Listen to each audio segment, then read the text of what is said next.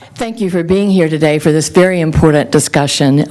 You and I both know how important it is to the future of this country. I think everybody knows, except for President Obama and the Democratic majority, that this fiscal crisis is threatening the security and the stability of America.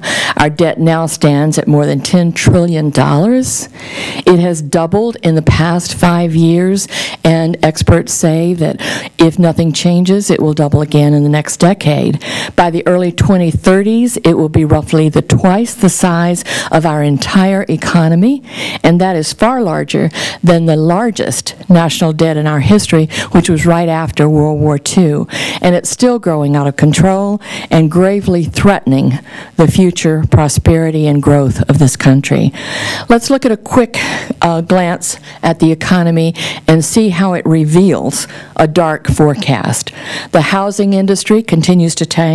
Foreclosures are up, homeowners are underwater, and prices of houses are falling.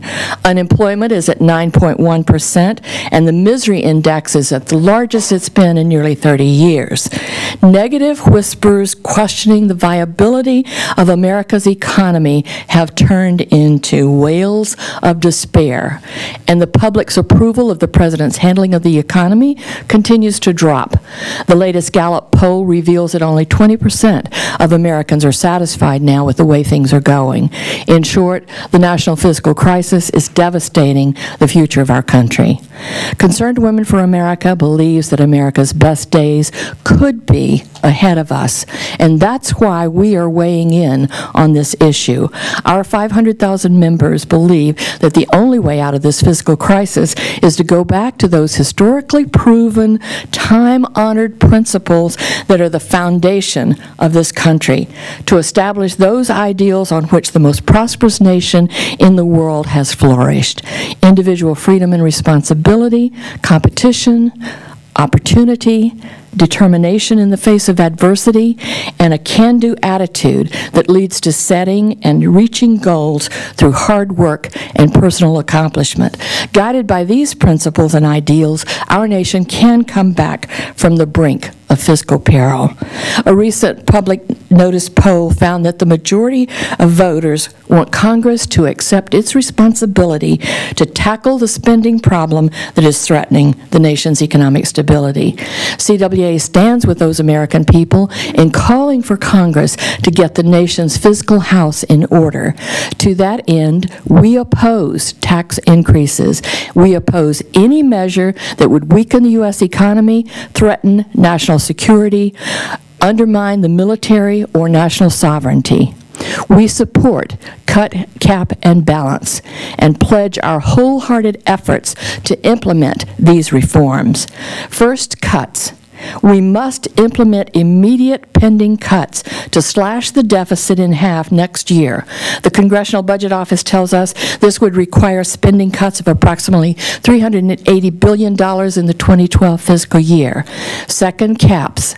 We must implement statutory enforceable caps that will align spending with the average revenues by ratcheting up the total federal spending down to 18% of GDP. Third, balance. The House and Senate must pass a balanced budget amendment to the Constitution. That includes a spending cap at 18% of GDP and a high hurdle for any tax increases.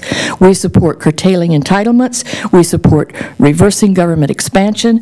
We support repealing Obamacare with its unbearable financial burden and its negative impact on women and families, the marriage penalty, paybacks to feminists, and taxpayer funding of abortion. CWA reminds legislators that the nation's women want principled, courageous action to reverse the crisis and bring back the kind of financial and economic stability that propelled America into the world superpower. We ask Congress to make the hard choices necessary to stop reckless spending and get the nation back on a solid foundation in balancing the federal budget and to maintain those pro-life protections in our current spending. Specifically, we oppose any additional spending without a plan for cutting the size of government and balancing the budget within 5 years. We reject any and all tax increases. They will only cripple families, devastate the economy, and consolidate more power in the government. We support Cap, Cut, Balance initiative as the best way to stop the cycle of endless deficits. Dietrich Bonhoeffer, the great German philosopher's words, are very applicable, I think, to the challenge that we face today. He said, "The ultimate test of a moral society is the kind of world that it leaves its children." Those of us in this room this morning are national leaders at this tipping point in America's fiscal crisis. The bottom line that we have to face and confront and do something about is what kind of world are we bequeathing the next generation?